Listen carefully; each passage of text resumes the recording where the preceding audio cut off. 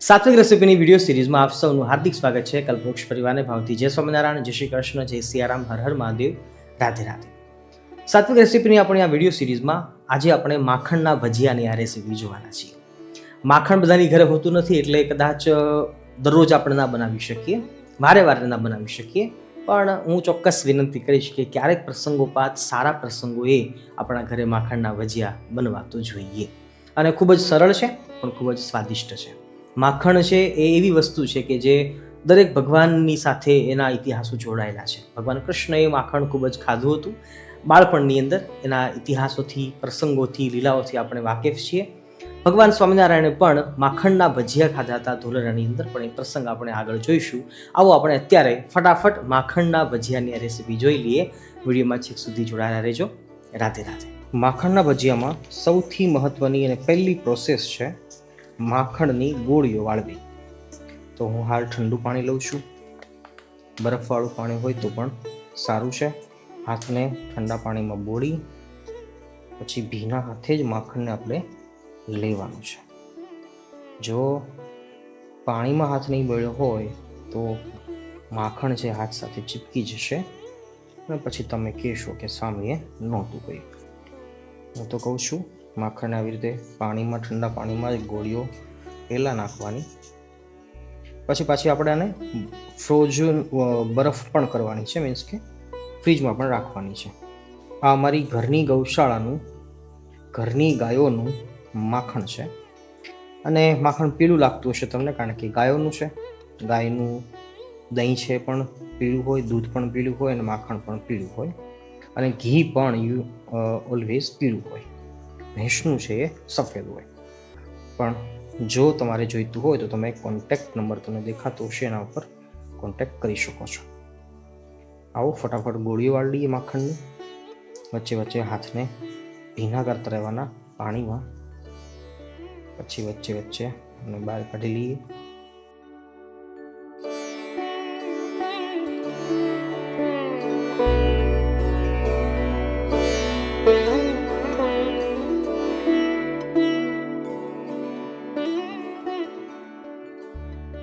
હવેના step ઉપર આપણે વસ્તુઓ જોઈ લઈએ કે કેટલી વસ્તુઓનો ઉપયોગ આપણે કરવાના છીએ. તો હાલ આપણે બટેકા લીધા છે, બાફી અને ઠંડા થવા દેવાના છે. એ ઉપરાંત જોઈએ તો લીલા મરચાં, તીખી મરચી, લીંબુ, કોથમીર અને ફુદીનાના પત્તા પણ લઈ શકીએ છીએ, એકદમ ઓપ્શનલ છે. બાઇન્ડિંગ માટે આપણે ચોખાના પૌવા લીધા છે. એ બટેકાના આપણો જે મસાલો છે એને કડક રહેવા દેશે અને ભેજનું પ્રમાણ છે એને શોષી લેશે.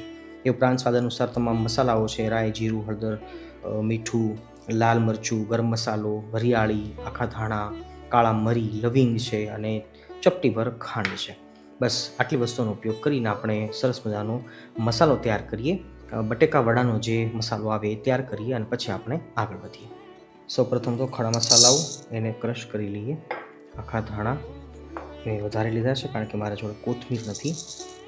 1 ચમચી વરિયાળી છે, કાળા મરી સ્વાદ અનુસાર લઈ શકાય, લવિંગ પણ લઈ શકાય, અને ચોખાના પૌવા ક્રશ કરી લઈએ.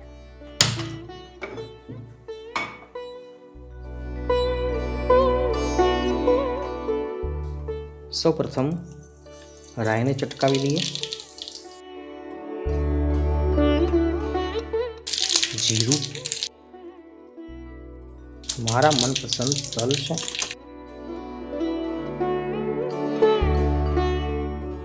થોડુંક લાલ મરચું નાખીએ છીએ, હળદર પણ ખરી, ક્રશ કરેલા આપણા મસાલા, ખડા મસાલા,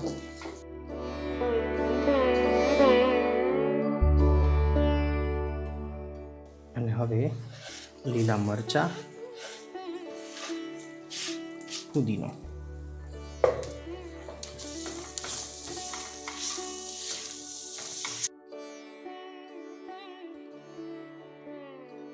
અને ફાઇનલી આપણો મસાલો તૈયાર છે. હવે બટેકાની ઉપર આને નાખી દઈએ અને મિક્સ કરી દઈએ.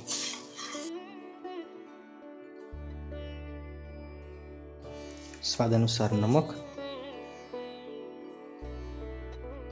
1 ચમચી ખાંડ,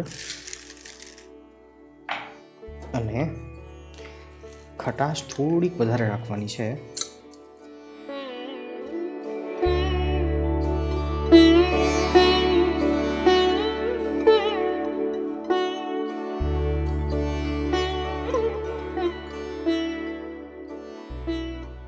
જ્યારે પણ આપણે માખણને જોઈએ ને ત્યારે આપણને ભગવાન કૃષ્ણની બાળપણમાં કરેલી લીલાઓ કે જેમાં ભગવાન કૃષ્ણચંદ્રજીએ માખણને ચોરી અને માખણ ખાતા, એને બહુ ભાવતું, ગોપીઓને ખૂબ જ લાડ લડાવી અને આપણે ધ્યાન કરી શકીએ એના માટે ભગવાને લીલાઓ કરી છે.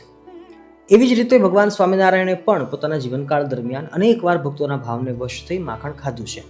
પણ ધોલેરાની અંદર ભગવાન શ્રી હરિએ પૂજા બાપુના બેન એવા અજીબા, જેમના ભાવ અને પ્રેમને વશ થઈ અને ભગવાન શ્રી હરિએ માખણના ભજીયા ખાધા હતા. અમે હમણાં જ ધોલેરાની ડોક્યુમેન્ટરી શૂટ કરીને આવ્યા અને જ્યારે મને ખબર પડી કે અહીંયા ભગવાન શ્રી હરિ માખણના ભજીયા જમ્યા હતા તો મને પણ ક્યુરિયોસિટી હતી કે કેવી રીતે બનતા હશે. પછી થોડું રિસર્ચ અને થોડી પરંપરાગત જે આ રેસીપી બનતી આવે છે એને જોઈને પછી આજે આપણે આ માખણના ભજીયાની રેસીપી આપવાનું નક્કી કર્યું. તો તમને પણ વિનંતી કરીશ, તમે પણ ચોક્કસ બનાવજો. માખણ આમ તો યુઝ્યુઅલી બધાના ઘરની અંદર અવેલેબલ નથી હોતું, પણ જો તમે દૂધ લાવતા હો વધારે તો પછી ઘરે માખણ નીકળી શકે છે. એવું કંઈ અઘરી પ્રોસેસ બી નથી. તો ચોક્કસ તમે ટ્રાય કરજો એવું હું તમને વિનંતી કરી શકું. બાકી ઘી તો તમારા દરેક સુધી પહોંચાડીએ છીએ અને તમને સ્ક્રીન ઉપર પોસ્ટર દેખાતું હશે. ચોખ્ખું આપણી ઘરની ગૌશાળાનું ઘી જો ખાવાની ઈચ્છા હોય તો ચોક્કસ તમે મંગાવી શકો છો. હાલ આપણે ગુજરાત અને ગુજરાતની બહાર પણ ફ્રી હોમ ડિલિવરી ઘી પહોંચાડીએ છીએ. તમે અવશ્ય એનો લાભ લઈ શકો છો. ઓછું ખાજો પણ ચોખ્ખું ખાજો એ નમ્ર વિનંતી સાથે આવો આપણે માખણના ભજીયા જોઈ લઈએ.